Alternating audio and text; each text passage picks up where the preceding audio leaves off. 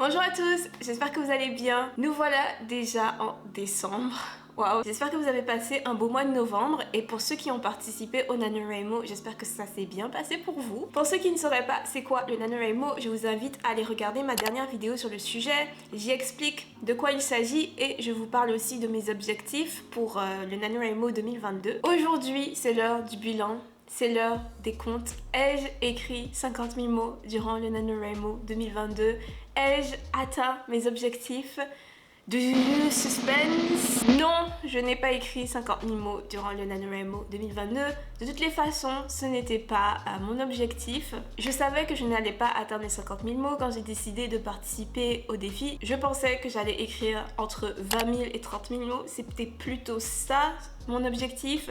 Et pendant le NaNoWriMo 2022, j'ai écrit un total de 26 482 mots. Je suis donc plutôt contente de moi. C'est exactement ce que je voulais écrire, c'est exactement ce que je pensais que j'allais réussir à écrire.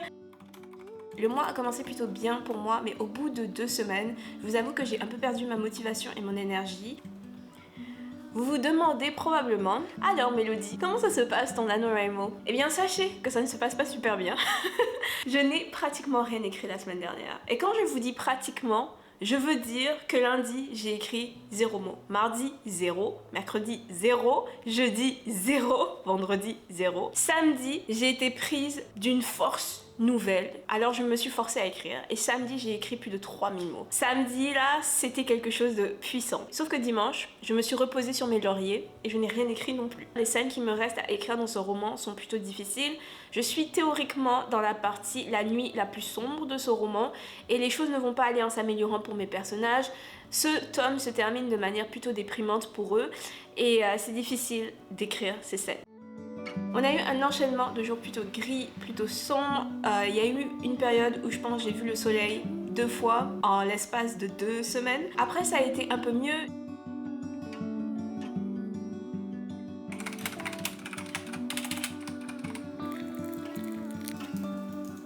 J'ai fêté mon anniversaire au milieu du mois, je suis un scorpion. À partir de là, ça a été beaucoup mieux. J'ai terminé d'écrire pour aujourd'hui. J'ai écrit un petit peu plus de 4000 mots, ce qui me surprend parce que ça fait longtemps que je n'avais pas écrit autant. J'ai terminé un chapitre vraiment important et je ressens maintenant que mes personnages sont là où ils doivent être émotionnellement pour la fin de ce tome. J'étais émue en écrivant certaines scènes, ce qui n'arrive pas souvent. Il me reste maintenant un chapitre, 5 à écrire. J'étais déterminée à terminer mon roman. Je voulais vraiment terminer le premier jet de mon roman durant le mois de novembre. Actuellement, j'ai 2 écrans devant moi. J'ai mon manuscrit ici et ici j'ai la première version du tome 1 de mon histoire, donc je suis en train de reprendre des dialogues et des paragraphes. Je peux pas tout reprendre parce que cette première version était écrite à la première personne et c'était le point de vue d'un autre personnage, donc je reprends quelques lignes de dialogue, je reprends les phrases qui me plaisent, mais je peux pas tout reprendre mot à mot malheureusement. Je me suis éventuellement rendu compte que je procrastinais l'écriture de la fin de mon roman et que c'est pour ça que ça me prenait autant de temps. Une fois que j'ai réalisé ça, j'ai essayé de comprendre pourquoi je procrastinais. Est-ce que c'est parce que je n'avais pas envie de terminer? C'est possible d'être tellement attaché à un texte qu'on a inconsciemment pas envie de le terminer. Ensuite de ça, je me suis demandé si c'était parce qu'il y avait quelque chose dans l'histoire qui me dérangeait, quelque chose dans la fin que j'avais planifié qui me dérangeait. Et finalement, après réflexion, j'ai réalisé que c'était exactement ça, que la fin que j'avais planifiée me posait problème. Alors hier, j'étais en train de repenser à mon histoire et je me suis rendu compte qu'il y avait certaines choses que je n'aimais pas trop dans la fin. Le tome avant celui-ci et ce tome-ci sont en fait assez similaires en termes de structure, donc en termes de ce que les personnages veulent, comment ils vont finir par l'obtenir et ce qui va arriver à la fin. Ça se termine d'une manière assez similaire en fait. Donc hier, j'étais, comment dire, j'ai eu un gros moment, donc c'était hier où je me suis dit voilà en fait ce qui me dérange autant dans cette fin et pourquoi je mets autant de temps à l'écrire. C'est parce que inconsciemment, je sais que ça marche pas. Sauf que cette fin est vraiment importante. C'est la fin de ce tome depuis que j'ai commencé à planifier cette histoire et donc j'ai structuré une grande partie de mon histoire autour de cette fin. Le tome suivant découle directement de cette fin d'une certaine manière et donc l'idée de devoir la changer m'a causé beaucoup de stress, mais c'est la meilleure chose à faire. Je ressens que c'est la meilleure chose à faire et je pense avoir trouvé une manière de modifier la fin, donc de rendre la fin un petit peu plus intéressante, moins similaire à celle du tome précédent, tout en gardant son essence. Donc là, je suis en freestyle parce que j'avais pas du tout planifié ce changement. Et il va falloir que je réécrive certaines parties pour rendre le tout plus fluide et plus logique. Une fois que j'ai trouvé comment résoudre le problème de la fin de mon roman, ça m'a redonné toute ma motivation. Je me suis remise à écrire tous les jours pendant de longues périodes de temps. Je suis rentrée dans cet état d'esprit un peu bizarre dans lequel je rentre à chaque fois que je plonge profondément dans l'une de mes histoires. Il est 15h36 et j'ai écrit pratiquement sans arrêt depuis 9h. J'ai fait quelques pauses ici et là pour regarder des vidéos sur YouTube, me lever, etc. Mais sinon, je ne fais qu'écrire depuis ce matin 9h. J'ai écrit 6176 mots aujourd'hui. Là, j'ai vraiment presque terminé mon histoire. Il me reste peut-être 3 pages à écrire. 3-4 pages Word à écrire et je pense que j'aurai terminé avec ce premier jet. Et je sais pas qu'est-ce que je ressens par rapport à ça.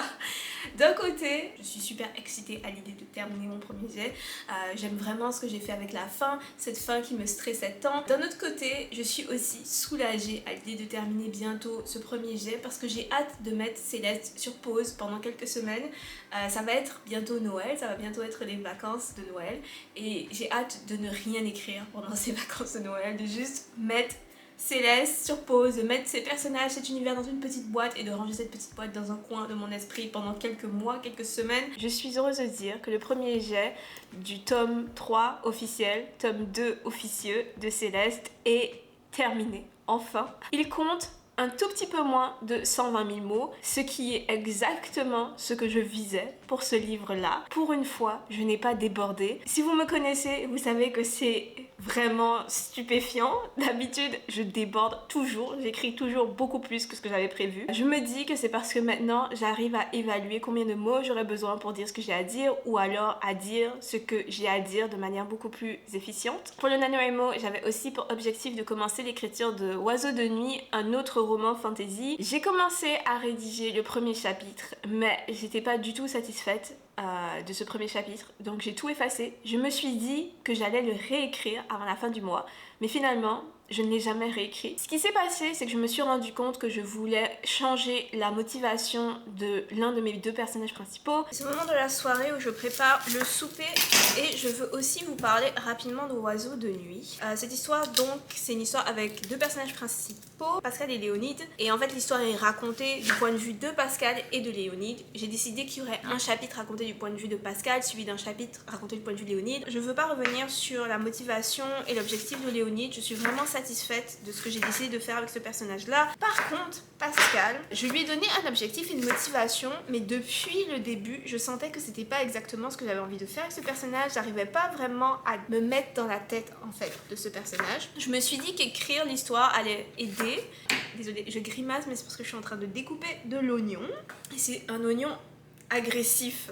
Il a fallu que j'écrive le premier chapitre pour comprendre ce que je n'aimais pas. C'est une histoire qui parle d'un meurtre, du meurtre d'une jeune femme qui s'appelle Pascal. Pascal est une jeune femme assez particulière parce qu'elle est un phénix, elle est assassinée dans des circonstances mystérieuses et elle revient à la vie d'une certaine manière et revient aussi dans le temps. Pour toutes sortes de raisons, Pascal demande de l'aide à Léonide et elle lui demande de l'aider à identifier son meurtrier et elle lui demande de l'aider à empêcher son meurtre. C'était ça l'idée de base de Oiseaux de nuit. Je voulais que Pascal tente d'empêcher son propre meurtre. Mon idée de Pascal, c'est que c'était une personne qui adore vivre, qui ne voulait pas mourir. Je me suis rendu compte que finalement, j'avais du mal à cerner Pascal parce qu'elle a une personnalité qui n'est pas très cohérente. C'est un personnage qui est supposé beaucoup aimer vivre, mais qui ne se comporte pas comme quelqu'un qui aime vivre. Donc comme l'idée de base change, tout le plan de l'histoire change aussi, une grande partie des événements de l'histoire change, la fin de l'histoire change aussi, puisque la résolution de l'arc de Pascal change. Lorsqu'on a un narrateur, un personnage principal pas très cohérent, ça rend l'histoire plutôt bancale. Donc il va falloir que je révise complètement le plan de cette histoire en fait. Oiseaux de nuit n'est donc plus en phase rédaction et est retourné en phase planification. Je vais retravailler mon plan avant de me remettre à écrire cette histoire puisqu'il y a plusieurs petites choses que je vais changer maintenant dans l'intrigue. Voilà, c'est tout pour mon bilan du NaNoWriMo 2022. Si on revient sur les objectifs que je m'étais fixés au début du mois, ce n'est pas excellent. Je voulais finir le premier jet de mon roman, commencer le premier jet de Oiseaux de nuit et écrire tous les jours. Finalement, j'ai terminé le premier jet de mon roman, mais je n'ai pas écrit tous les jours. J'ai écrit le premier chapitre de Oiseaux de nuit, mais comme j'ai tout supprimé, je suis pas sûre que ça compte. Pourtant, malgré ces résultats un petit peu décevants, je suis étonnamment contente. Je pense que c'est le fait d'avoir enfin achevé la suite de Céleste. Il m'a fallu presque 1 an pour l'écrire alors que je pensais que ça me prendrait beaucoup moins de temps. Maintenant, je pense que je vais faire une petite pause d'écriture. Je vais plutôt me concentrer sur la correction du tome 2 de Céleste avec mon éditrice et sur les préparations en lien avec la sortie du tome 1 en début 2023. Pendant ce temps, je vais essayer de ne rien écrire de nouveau. Je vais attendre 2023, février 2023, voire mars 2023 avant de me lancer dans la correction et la réécriture de ce que j'ai écrit cette année. Je me sens en léger burn-out niveau écriture. Je sens que j'ai besoin d'un petit break pour recharger mes batteries, ce qui tombe bien parce que c'est la fin de l'année, c'est les fêtes de fin d'année et je pense que c'est un bon moment pour faire une pause. Et vous, avez-vous participé au NaNoWriMo cette année? Si oui, comment est-ce que ça s'est passé? J'espère que vous avez apprécié l'expérience. Moi j'ai bien aimé, je regrette de ne pas avoir pu y participer aussi intensément que je le faisais il y a plusieurs années. Peut-être l'année prochaine, peut-être que l'année prochaine je pourrais participer au NaNoWriMo comme j'en avais l'habitude, donc participer avec un tout nouveau projet, vraiment essayer d'écrire 50 000 mots, on verra. Merci d'avoir regardé cette vidéo jusqu'ici, j'espère qu'elle vous a plu. Si c'est le cas, pensez à la liker et à la partager, ça m'aide beaucoup. On se retrouve très vite tout le monde, portez-vous bien, bye.